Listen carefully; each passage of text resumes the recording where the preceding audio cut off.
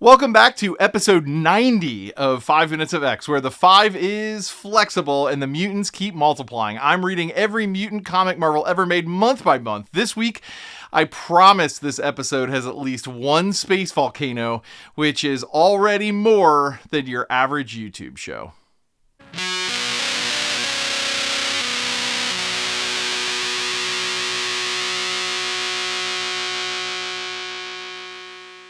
Since last month was such a heavy month, we moved the coverage of Iron Man number 33 to this episode. Iron Man number 33 was released on October 6th and was written by Alan Brodsky and drawn by Don Heck. November 1970 saw two mutant books, though only one was new.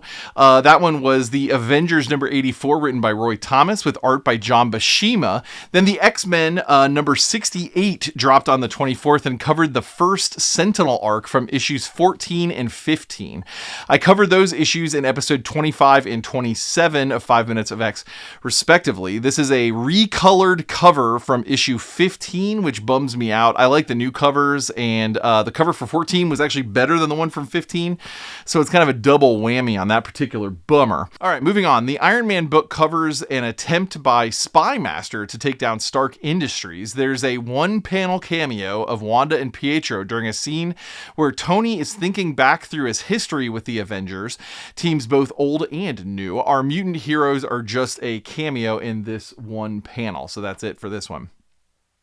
Moving on to the Avengers number 84, the Black Knight is riding his horse through the cosmos, trying to figure out if his sword is controlling him.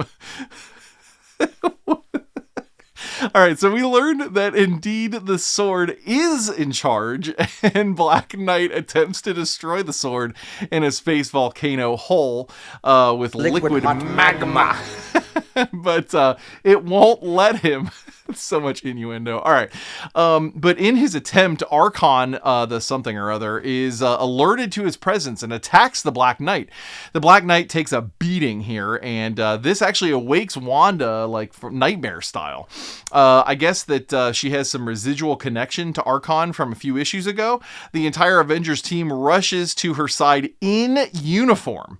And then after calming her down, tell her that they will await her in the kitchen for some coffee.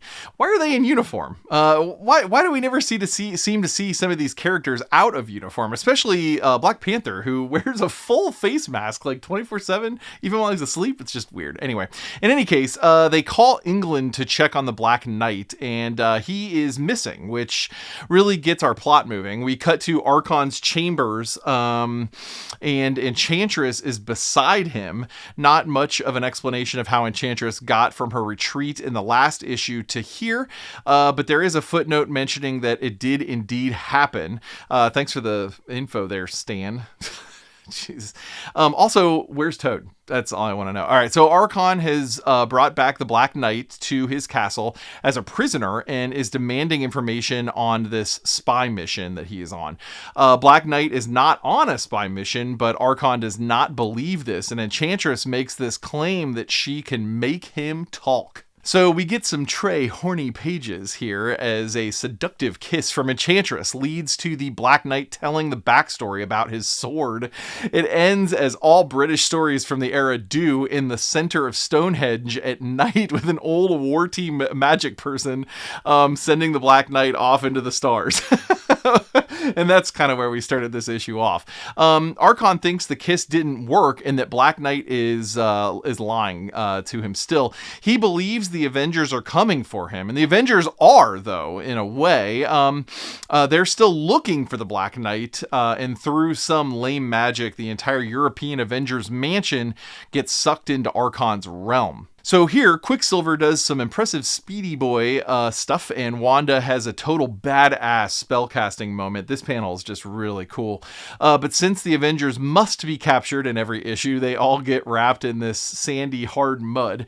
Enchantress has put Black Knight under a spell, and Arkon tries to get Wanda to renounce the Avengers and marry him.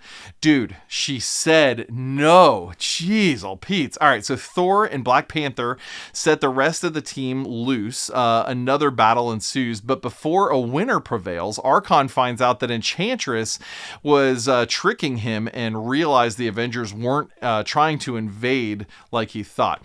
Indeed, the Black Knight's sword was doing all the thinking. It's now destroyed, and he calls off the fight. That's 2 times now where Arkon stories end with like not a win or a loss battle. Arkon just walks away.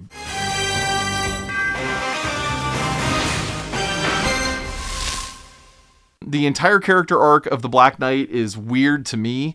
His dad was a villain, so his goal seemed to be to undo any damage that he perceives his father has done. But he calls himself an Avenger many times in this issue. He's now jumped into a situation where he isn't working with many other heroes and is being controlled by his own sword. My confusion may come from a lack of knowledge about the character, so I'll withhold judgment here. I really enjoyed the art in this issue. The cosmic backgrounds featured here really sort of scratched my sci-fi itch in a nice way.